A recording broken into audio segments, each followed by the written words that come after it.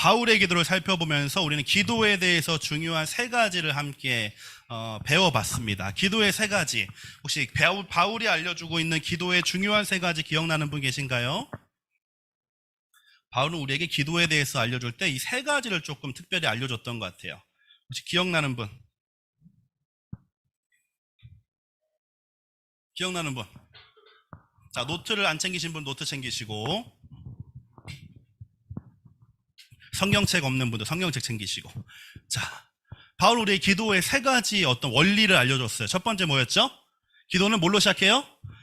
기도의 시작은 감사로 시작해야 된다라고 했습니다.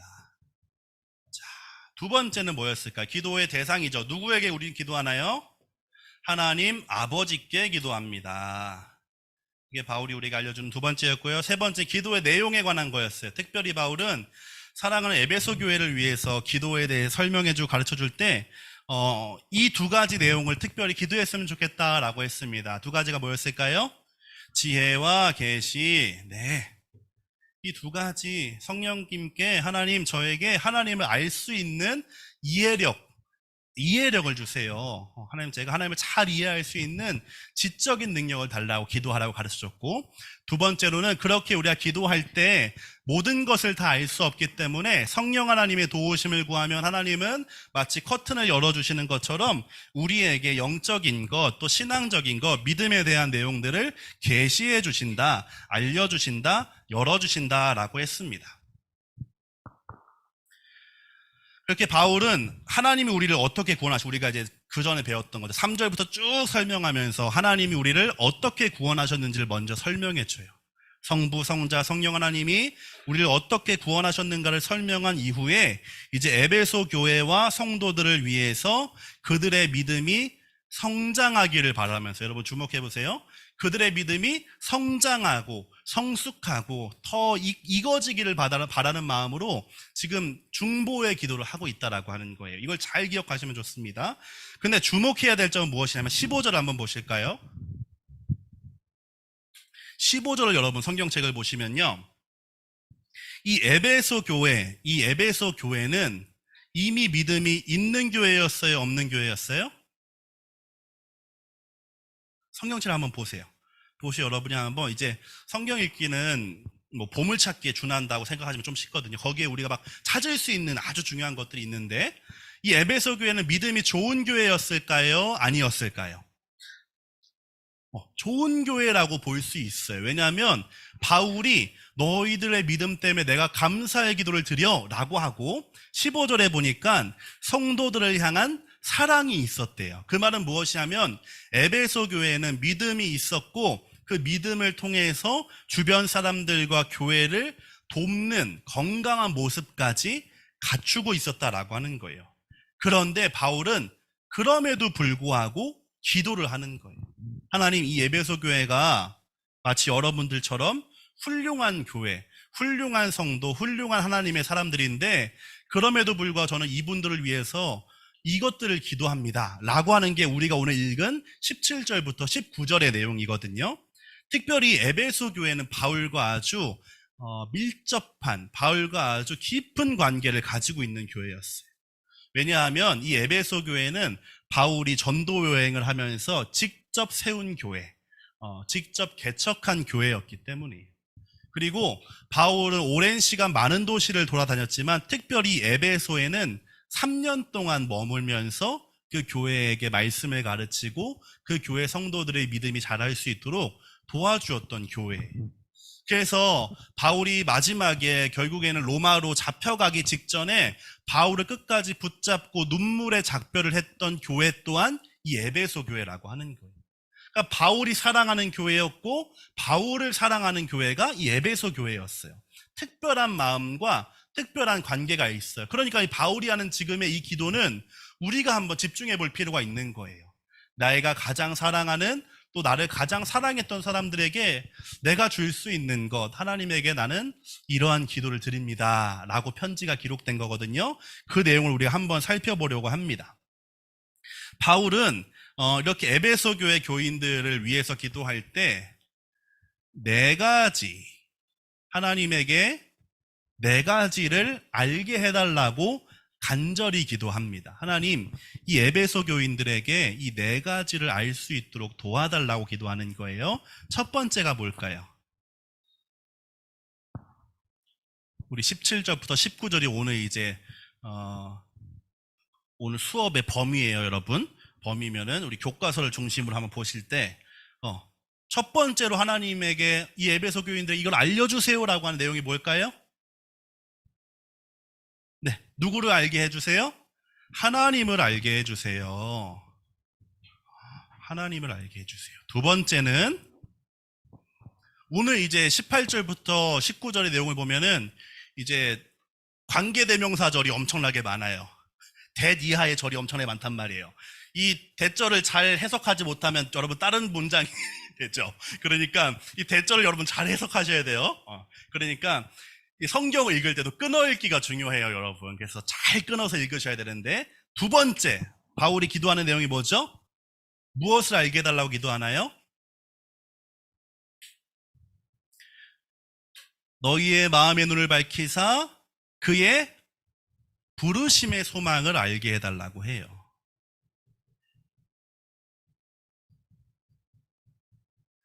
자, 세 번째 뭘 위해 기도하죠?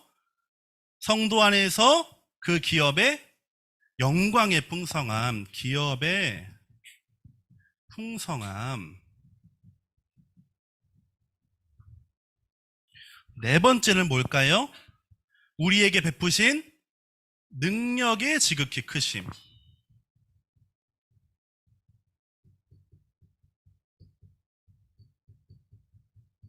자, 오늘 이 네 가지를 한번 살펴보게 될 거예요. 여러분, 이 네 가지가 굉장히 중요합니다. 굉장히 중요해요. 특별히 이 2번부터 4번까지는 영어 성경을 보게 되면은 what is로부터 시작돼요. 그래서 한글 성경에도 부르심의 소망이 무엇이며 라고 돼 있죠. 영광의 풍성함이 무엇이며 라고 돼 있죠. 능력의 지극히 크심이 어떠한지를 알게 해달라고. 그러니까 한글과 영어는 순서가 거꾸로잖아요. 바꿔보면은 뭐 그렇다는 얘기죠. 자, 그래서 오늘 이 얘기를 보게 되면 집으로 좀 비유해 볼 수가 있을 것 같아요. 여러분, 이 이미지를 한번 머릿속에 생각해 보세요. 먼저는 우리가 뭘 알아야 될까요? 하나님에 대해서 알아야 돼요. 하나님은 집의 기초예요. 우리 믿음의 집을 세워 나간다고 한다면 하나님은 우리의 기초가 되어 주셔요. 어린 아이들에게 집을 그리라고 하면 지붕부터 그리지만 실제로 집은 기초부터 시작을 해야 되죠. 우리 모든 믿음의 기초는 하나님으로부터 시작을 합니다. 그리고 에베소서의 가장 중요한 단어 중에 하나는 그리스도 안에서예요. 그래서 이 예수님 그리스도 안에서가 이 집의 지붕의 역할을 합니다. 그러면 오늘 우리가 살펴보게 될 이 세 가지 알아야 할 것은 이 집에 무엇이 될까요? 무엇이 될까요? 기둥의 역할을 한다라고 하는 거예요. 이 모든 내용들은 어느 하나가 없으면 완벽한 집이 될 수가 없고, 이 모든 것이 다 바르게 갖춰져야지만 우리의 믿음의 집은 온전하고 잘 건축되어질 수 있다라고 하는 거예요. 그러면 집을 짓는다라고 우리가 생각을 해보면 첫 번째로 잘 놓아야 하는 기초는 무엇이에요? 누구에 대한 우리는 이해가 있어야 할까요? 하나님에 대한 이해, 하나님에 대한 알미 있어야 합니다. 그래서 바울은 첫 번째로 하나님을 알게 해주세요. 하나님, 이 에베소 교회 성도들이 하나님을 알게 해주세요라고 기도를 합니다. 하나님을 아는 것. 안다라고 하는 것은 크게 두 가지 의미를 내포하고 있습니다. 첫 번째 안다는 것은 무엇을 의미할까요?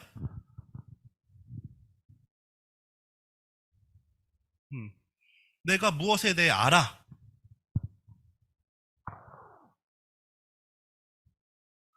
내가 무엇에 대해 알아 라고 하는 것은 그것에 대한 정보를 안다라고 하는 거죠. 그것에 대한 지식이 있다라고 하는 거예요. 하나님을 안다라고 했을 때는 첫 번째로는 하나님에 대한 정보, 하나님에 대한 지식을 아는 것을 얘기합니다. 그 얘기를 조금 성경에 연결시켜 보면은 이런 내용들이겠죠. 하나님이 창조주라는 것을 나는 알아. 하나님이 나를 구원하셨다는 것을 나는 알아. 하나님이 나를 지켜주신다는 것을 나는 알아. 이게 안다는 것의 첫 번째 의미가 되겠어요. 안다는 것의 두 번째 의미, 특별히 성경 안에서 여러분 성경을 읽으실 때 안다라고 하는 이 동사가 가지고 있는 대부분의 의미는 이 두 번째 의미일 때가 많은데, 히브리어는 야다라고 하는 단어를 써서 부부가 서로를 아는 것처럼 경험적으로 안다는 것을 얘기해요.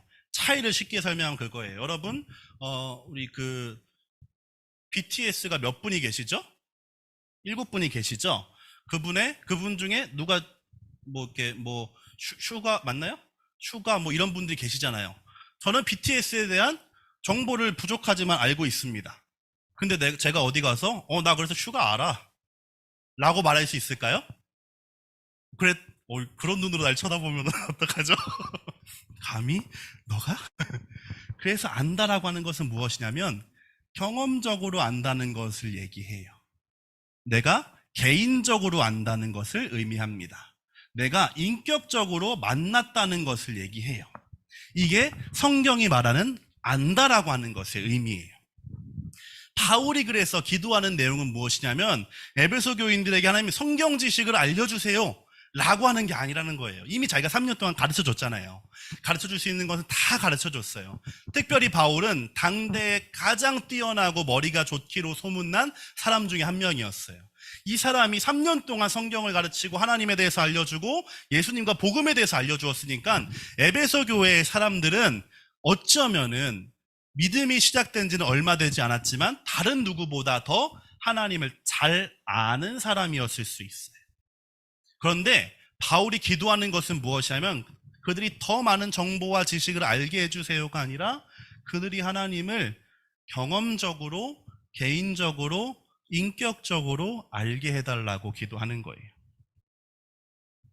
이 개인적인 인격적인 관계는 구약 성경의 모세가 하나님의 얼굴을 보고 하나님과 대면하고 하나님과 직접 대화한 것처럼 인격적이고 개인적인 만남을 의미합니다.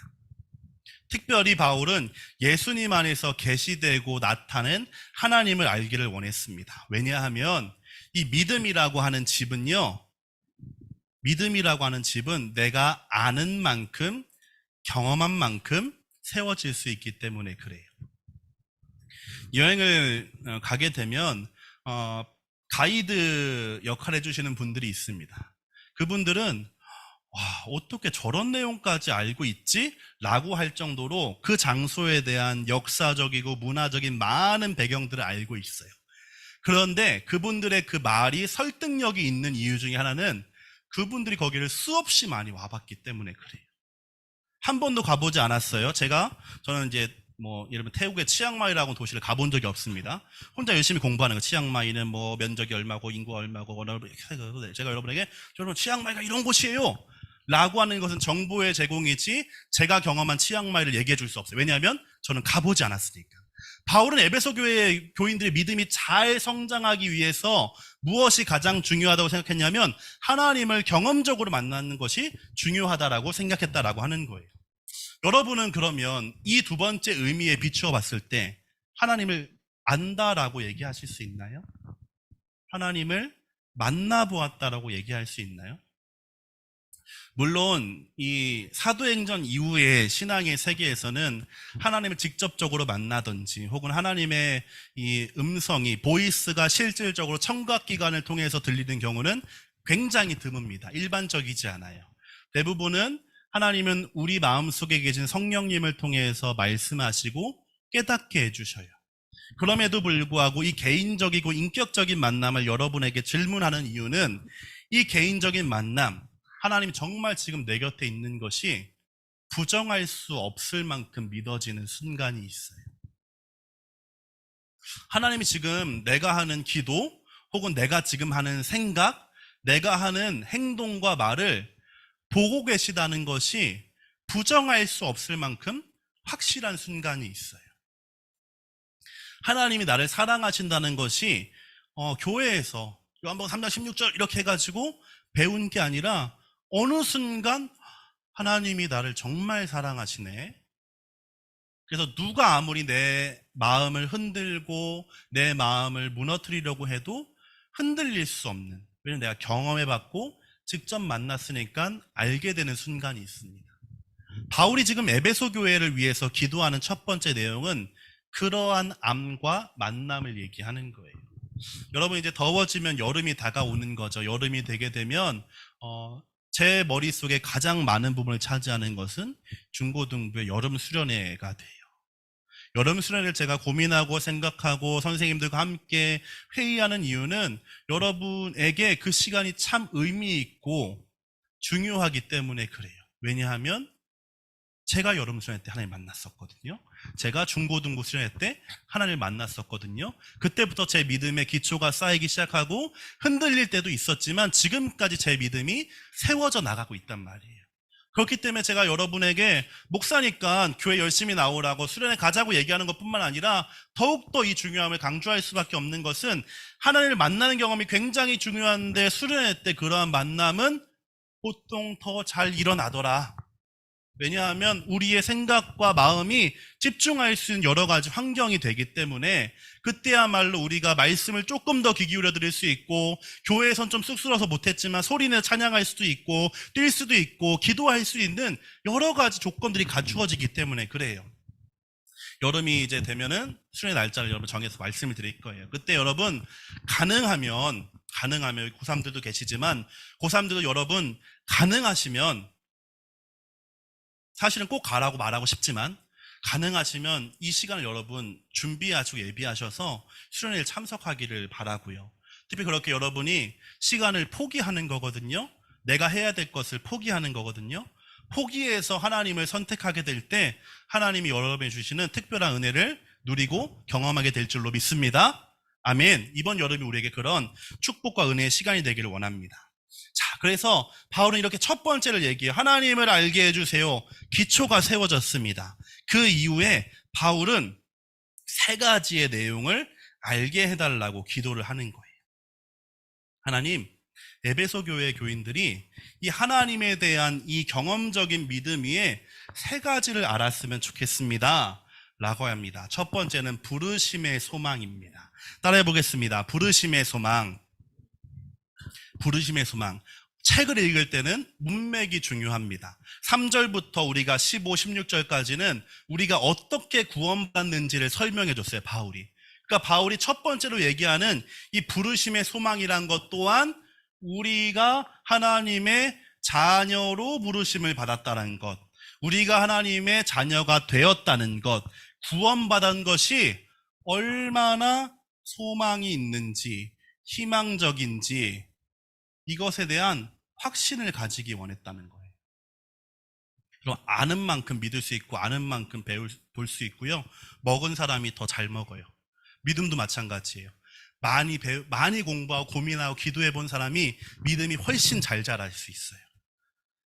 바울은 첫 번째로 우리가 구원받았다고 하는 이 사실에 대해서 확신을 가지기를 기도하는 거예요. 하나님, 에베소 교회 교인들이요, 하나님을 잘 만나고 알아서 우리가 구원받았다고 하는 소망이 얼마나 큰지를 확신했으면 좋겠어요. 여러분이 하나님을 만나서 여러분이 하나님의 자녀라고 하는 이 부르심을 여러분이 이게 얼마나 우리에게 희망이 되는지, 우리에게 얼마나 기대가 되는지, 확신이 되는지를 알았으면 좋겠습니다. 첫 번째입니다. 두 번째는 기업의 풍성함이에요. 기업의 풍성함이라고 하는 것은 우리는 하나님의 상속자라고 우리는 이제 얼마 전에 배웠습니다. 상속자인 우리에게 하나님이 얼마나 많은 것을 공급해 주시는지, 얼마나 많은 것을 우리에게 허락해 주시는지를, 그 풍성함이 얼마나 큰지를 알게 해달라고 기도하는 거예요. 성도 안에서 그 기업의 영광의 풍성함이 무엇이며, 성도된 사람만이 누릴 수 있는 여러분, 하나님의 은혜가 있습니다. 하나님이 우리에게 주시는 기업이 있습니다. 우리가 상속받을 수 있는 것이 있어요. 그것이 얼마나 풍성한지를 알게 해달라고 기도하는 거예요. 세 번째는 능력의 지극히 크심인데요. 그 앞에 내용부터 쭉 보게 되면 19절 다 같이 읽어보겠습니다. 시작. 그의 힘의 위력으로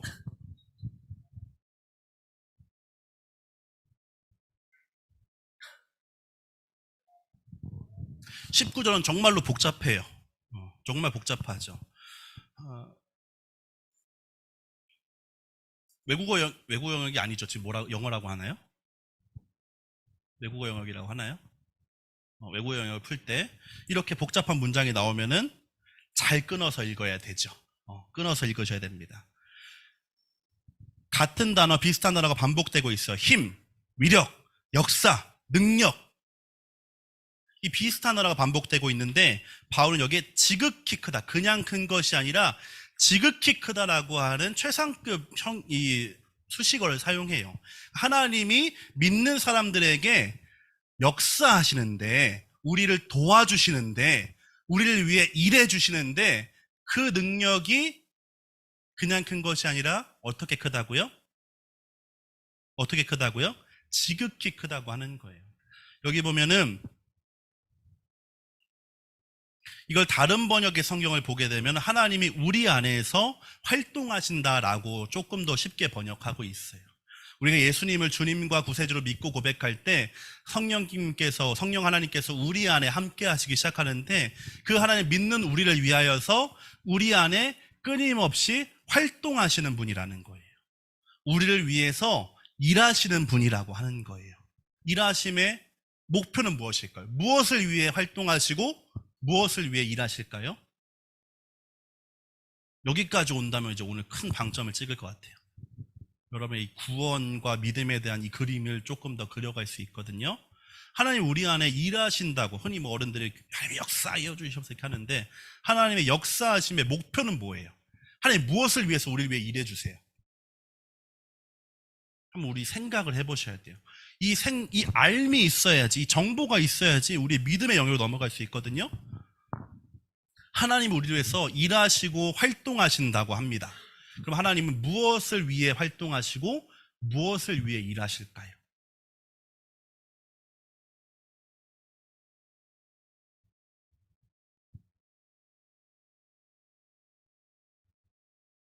어렵죠, 질문이. 근데 답은 생각보다 간단할 수 있어요. 우리는 오늘 계속해서 이 믿음에 대해서 얘기하고 있습니다. 믿음의 집을 세울 때 하나님을 아는 경험적인 지식과 경험적인 암 위에 이 세 가지 기둥을 세워가는 거예요. 하나는 내가 자녀라고 하는 부르심을 알게 되기를 알아야 한다는 것이고요. 두 번째는 그러한 자녀에게 하나님이 선물을 풍성하게 주신다고 하는 것을 알아야 하는 거예요. 세 번째로는 하나님은 우리에게 선물만 주실 끝내시는 분이 아니라 우리를 위하여 일하시는 분이라는 것을 알아야 하는 것인데, 그렇다면 이 일은 무엇이냐면 이 믿음의 집을 완성하도록 도와주시는 일이 될 거예요. 다시 한번, 하나님을 아는 것이 믿음의 집을 세워갈 때 하나님은 우리를 자녀 삼아 주십니다. 그리고 그 자녀들에게는 풍성한 선물을 베풀어 주세요. 이 선물은 때로는 물질적인 거일 수도 있지만 하나님 믿지 않는 사람들은 결코 경험할 수 없는, 내 눈앞에 바다가 폭풍이 쳐도 내 마음이 평안할 수 있는 그러한 선물을 의미해요. 타이타닉이라고 하는 영화를 보게 되면은 배가 침몰하는 그 순간에 오케스트라가 연주하고 있는 찬양이 있어요. 내 영혼 평안해라고 하는 찬양을 연주하거든요. 우리가 하나님이 우리 주신 믿음 있는 사람에게 주시는 선물과 특권은 무엇이냐면은 내 상황이 힘들고 어려워도, 내가 참 좌절감을 느낄 수밖에 없는 때라도 하나님이 나와 함께 하심을 알기 때문에, 하나님이 나의 아버지이심을 내가 믿기 때문에, 그리고 이 믿음의 시간과 여정 안에서 내가 그것을 경험했기 때문에 얻게 되는 선물이에요. 이러한 하나님께서 우리에게 이렇게 선물만 주시는 분이 아니라 계속해서 우리가 이러한 믿음과 소망을 유지할 수 있도록 지금도 우리 안에서 열심히 일하고 계신다. 라고 하는 겁니다. 이 믿음의 세 가지 기초는 모두 예수 그리스도라고 하는 지붕 안에서 이루어지는 일들이에요.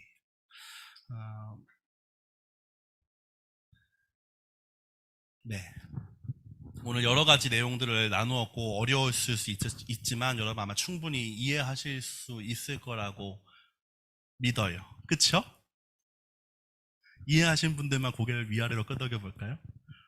오늘 조금 난해했다. 좌우로. 조금 난해했다. 네, 알겠습니다.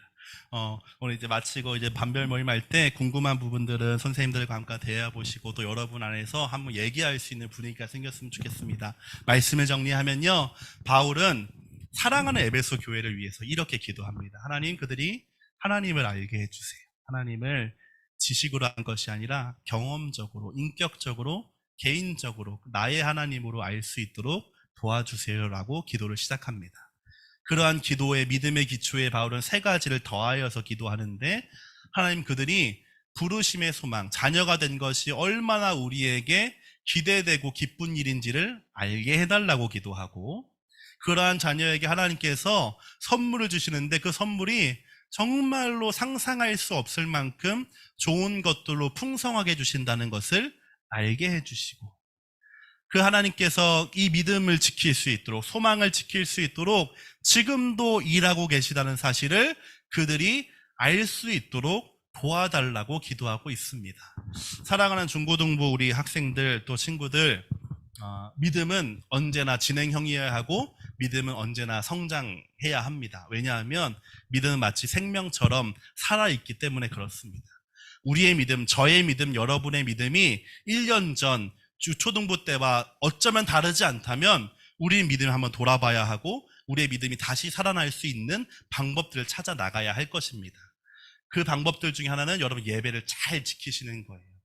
우리 언제나 예배 시간을 잘 지켜주셔서 고맙고, 특히 시험 기간이나 여러 가지 상황들이 복잡할 때도 여러분 예배 자리를 지켜주셔서 너무 고맙게 생각합니다. 예배만 잘 드려도 믿음은 잘하게 됩니다. 여러분 예배를 잘 지켜주시고, 특별히 여름이 다가오면서 수련회를 준비하고 있는데 이 수련회 때 여러분 이번에는 한번 우리 결정을 해보자고요. 학원 때문에 뭐 때문에 많은 이유들이 지금까지 있어 왔어요. 그 이유 때문에 어쩌면 누군가는 안 가도 된다라고 여러분에게 말해주셨을지 몰라요. 하지만 저는 여러분에게 어쩌면 그 말과는 다른 말을 해드리고 싶습니다. 그 하루, 그 1시간, 2박 3일을 포기해서라도 여러분 이번 수련회를 참여해 주시고 함께 해 주시기를 권면하고 부탁을 드립니다. 그 시간에 몇 페이지, 몇 단어를 더 공부한 것보다 비교할 수 없는 하나님의 풍성한 선물이 여러분을 기다리고 있고요. 그 시간 안에 여러분이 정말로 하나님을 인격적으로 만나게 된다면 지금 뜬구름처럼 희미하고 뿌옇하게 보이는 이 믿음의 세계가 하나님에 대한 믿음이 분명해질 순간이 여러분에게 있을 줄로 믿습니다. 그러한 기대함을 가지고 함께 예배하고 나아가는 여러분 되시기를 소망합니다. 기도하겠습니다.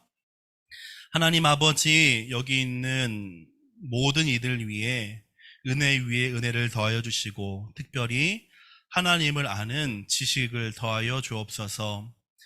많은 것을 지금까지 배워왔고 들어왔기 때문에 하나님을 안다라고 말하는 것이 아니라 내가 그 하나님을 만났고 경험했고 그 하나님과 교제했기 때문에 나는 하나님을 안다라고 말할 수 있는 우리가 될 수 있도록 도와주옵소서. 그 위에 우리의 믿음이 하나씩 하나씩 세워져 나가기를 소망합니다. 내가 자녀로 부름받았다는 것이 얼마나 기대되는 일인지, 그 자녀들에게 하나님이 큰 선물을 풍성하게 베풀어 주신다는 사실과 뿐만 아니라 이러한 믿음을 끝까지 지킬 수 있도록 지금도 활동하신다는 것을 우리가 믿음과 경험으로 알 수 있도록 도와주시옵소서. 그래서 앞으로 수많은 상황과 환경 가운데 우리의 믿음이 흔들리게 될 때라도 이 말씀들과 믿음이 우리를 지켜주어서 끝까지 하나님 만나게 된 그날까지 믿음을 지킬 수 있도록 인도하여 주옵소서. 예수님의 이름으로 기도드립니다. 아멘.